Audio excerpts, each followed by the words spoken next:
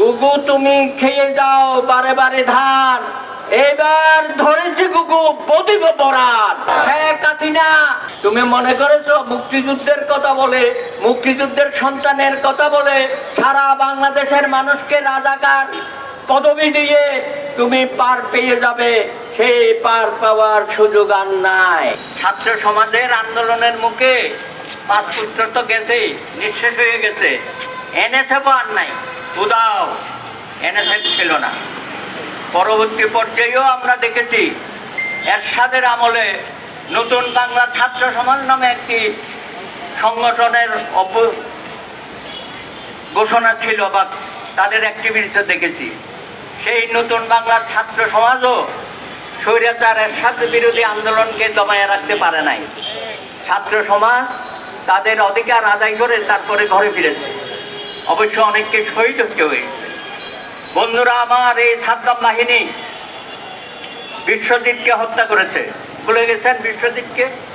এই জগন্নাথ কলেজের ওখানে যে বলেছিল আমি শিবির না, আমি জামাত না, আমি ছাত্রলীগ। সাদ্দাম বাহিনী কিন্তু তাকেও ছাদ দেয় নাই, হত্যা করেছে।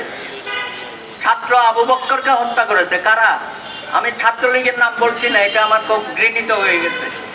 এই যে বাপের বেটা সাদ্দাম এখন তো হত্যা করলো। বুয়েটে আফরাদকে কারা হত্যা করেছে? তাইলে এই ছাত্রলীগের সাংগঠনিক সভাপতিকে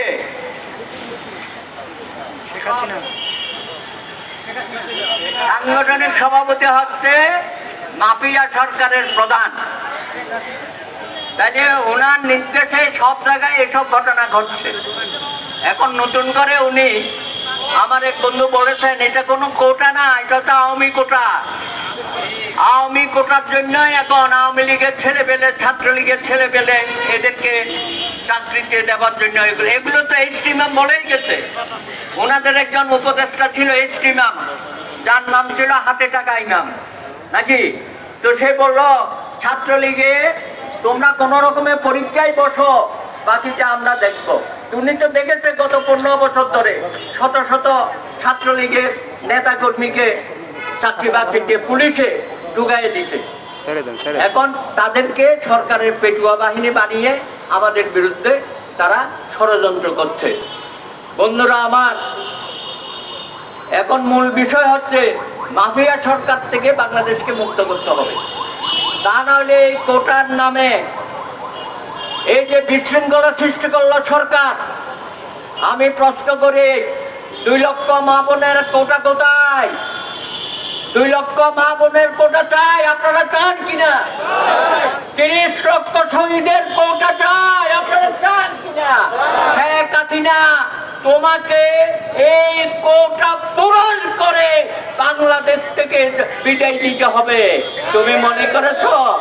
হ্যাঁ, তুমি মনে করেছো মুক্তিযুদ্ধের কথা বলে, মুক্তিযুদ্ধের সন্তানের কথা বলে সারা বাংলাদেশের মানুষকে রাজাকার পদবি দিয়ে তুমি পার পেয়ে যাবে? সেই পার পাওয়ার সুযোগ আর নাই।